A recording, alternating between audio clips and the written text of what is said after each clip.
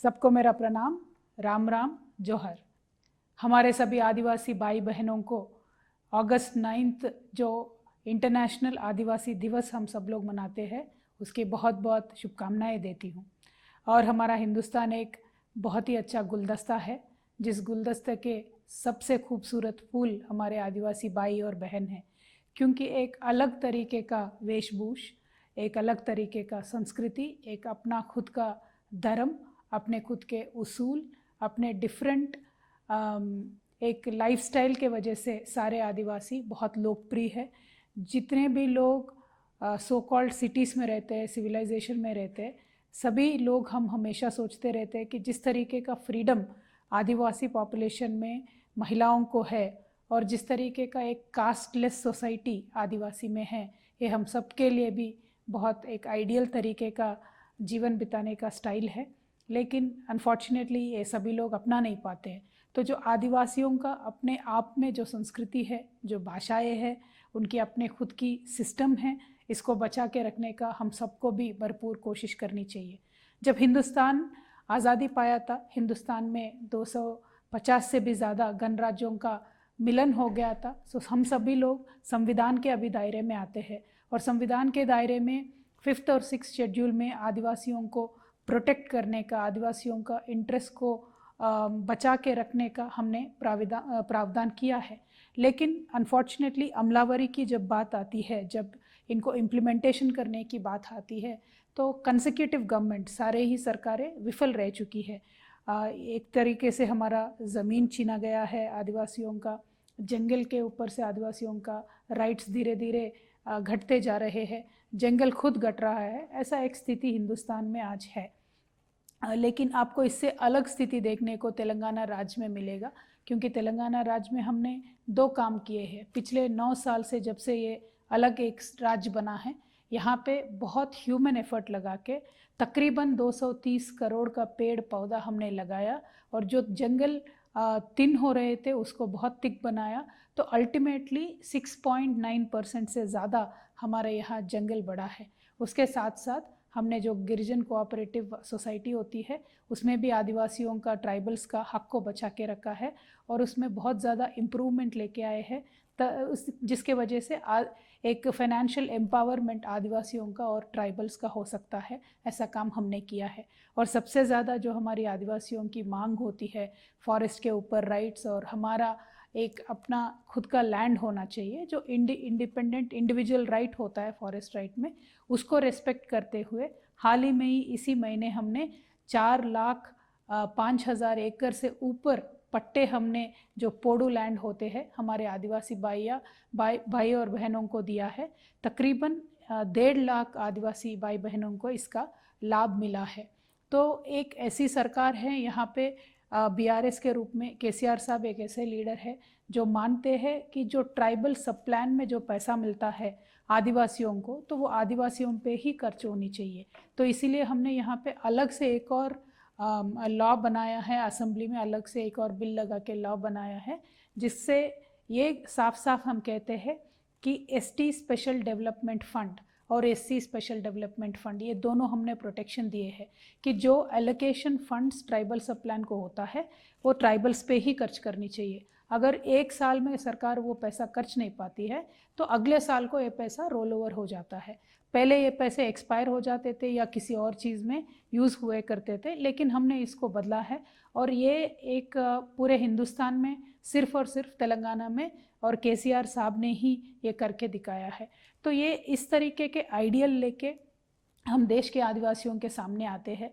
हम चाहते हैं, BRS चाहती है, KCR साहब चाहते हैं कि आदिवासियों का पढ़ाई के ऊपर ध्यान दे सरकारें, हेल्थ के ऊपर ध्यान दे सरकारें, और हायर एजुकेशन के ऊपर ध्यान दे, न्यूट्रिशन के ऊपर ध्यान दे, क्योंकि ये सब हमने तेलंगाना में किया है। एजुकेशन के मामले में तकरीबन 250 से ज़्यादा स्कूल हमने सिर्फ आदिवासी और ट्राइबल बच्ची और बच्चियों के लिए खोला है, जिसमें हम एक एक स्टूडेंट पे एक साल में 1,50,000 रुपये से ज़्यादा खर्च करते हैं, और पूरा इंग्लिश मीडियम में पढ़ाते हैं, ताकि जाके बाहर के दुनिया में अपने बच्चे compete कर सके।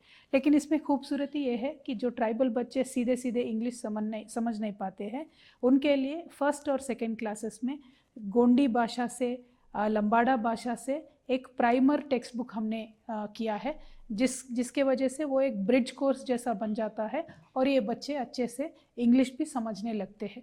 तो ये ख्याल हमने किया है। यहाँ तेलंगाना सरकार ने स्पेशल इंटरेस्ट लेके गोंडी भाषा का डिक्शनरी भी बना के पब्लिश किया है। और लंबाड़ा हमारे यहाँ गिरिजन आदिवासी ज़्यादा है ट्राइबल्स में, तो लंबाड़ा भाषा का भी ग्रामर हमने सेपरेटली पब्लिश किया है। और हम कोशिश कर रहे हैं कि जितने भी लिटरेरी पर्सनालिटीज़ हैं यहाँ उनको ये दोनों भाषाओं पे काम करने वाले उनको एंकरेजमेंट मिले। मैं बहुत खुश हूँ आप सबसे शेयर करने के लिए कि 2 आदिवासी हमारे भाई उनको पद्मश्री हाल ही में मिला है, गुस्साडी डांस के लिए और डोल के लिए। तो जो पद्मश्री इनको मिला है उनके साथ साथ हमारे तेलंगाना सरकार केसीआर साहब ने एक हमारे भाई को फिर एक 1 करोड़ रुपया दे के उनका रेस्पेक्ट बढ़ाया है। और वो जो गुस्साडी और डोल सिखाते हैं उनके लिए हमने स्कूल भी बना के दिए है ताकि उनका संस्कृति और उनका डांस को वो प्रोटेक्ट कर सके। तो यहाँ का सरकार का बीआरएस पार्टी का केसीआर साहब का सोच ऐसा है कि हम सभी मिल के रहने का सपना है देश के लिए, लेकिन मिल के रहने के लिए चाहिए क्या? सभी को अपने अपना हक चाहिए, सभी को अपने अपने हक जो संविधान में लिखा हुआ है उसको बचा के रखना चाहिए। इसके लिए हमारे यहाँ काम हो रहा है। मैं तो यही चाहती हूँ कि ये काम देश भर में हो, क्योंकि हमें विरासत में तांतिया भील जैसा, बिरसा मुंडा जैसा, कोमरम भीम जैसा, रामजी गोंड जैसा ऐसे महावीरों का आशीर्वाद मिला है, उनसे इंस्पिरेशन हमें मिला है। तो इस देश में हमने हमेशा ट्राइबल्स ने ज़मीन के लिए लड़ा है, जंगल के लिए लड़ा है, जल के लिए लड़ा है, अपने हक के लिए, अपने संस्कृति को बचाए रखने के लिए लड़ा है। लेकिन ये लड़ाई सिर्फ ट्राइबल्स की नहीं होनी चाहिए, हर एक मेजर पार्टी को, हर एक नेता को, सबको इसमें शामिल होना चाहिए। क्योंकि जब ये डाइवर्सिटी बचा के रख सकते हैं, विविधता ये बचा के रख सकते हैं, तभी हिंदुस्तान एक अच्छा गुलदस्ता बन सकता है। इसके लिए बीआरएस पार्टी पूरी कोशिश करेगी। मैं ये मान के चलती हूँ कि ये कोशिश में आप सबका भी साथ होगा। और बहुत सारे ट्राइबल लीडर्स हैं, ट्राइबल पार्टीज़ है, ट्राइबल ऑर्गेनाइजेशंस है जो काम कर रहे हैं हर प्रदेश में, उन सबको भी मैं शुभकामनाएं देती हूँ। और ये अगस्त 9 एक स्पेशल डे है, इंटरनेशनल आदिवासी दिवस जो यूनाइटेड नेशंस मनाती है, उसको बीजेपी कहती है कि हमें नहीं मनाना चाहिए। लेकिन जब यूनाइटेड नेशंस योगा दिवस मनाती है तो बीजेपी के सारे नेता रास्ते पे आके योगा करते हैं। ये डिफरेंस तो मुझे समझ में नहीं आती है। और एक अनफॉर्चुनेट बात ये हो रहा है कि ये जो यूसीसी का नया लॉ ये लेके आने का कोशिश कर रहे हैं, इसमें एससीज और ट्राइबल्स का हक पूरे तरीके से छीने जाएंगे। इसीलिए बीआरएस पार्टी ने यूसीसी का कड़ी तरीके से विरोध किया है और आगे चल के भी हम विरोध करते रहेंगे। इसके साथ साथ जो ग्राम सभा की पावर्स होती है उसको भी ख़त्म करने का कोशिश बीजेपी सरकार कर रही है, क्योंकि चर्चा नहीं करते वो पार्लियामेंट में, सदन में, लेकिन चुपचाप जो मेजॉरिटी उनके पास है उससे वो बिल पास कर लेते हैं। लेकिन ये जितने भी हक बीजेपी के हयाम में हम खो रहे हैं उसको आगे लड़ना चाहिए, हम सबको मिलकर लड़ के इनका ये हक रिस्टोर हमें करना चाहिए। इसके लिए भरपूर कोशिश हमारा रहेगा और हमारे हिंदुस्तान के सारे आदिवासी भाई बहनों के साथ केसीआर जैसे नेता खड़े हैं, बीआरएस पूरी पार्टी खड़ी है और मैं आपकी बहन कविता आपके साथ हूँ। Thank you so much. और एक बार आप सबको हार्दिक शुभकामनाएं। Thank you. जय तेलंगाना, जय भारत।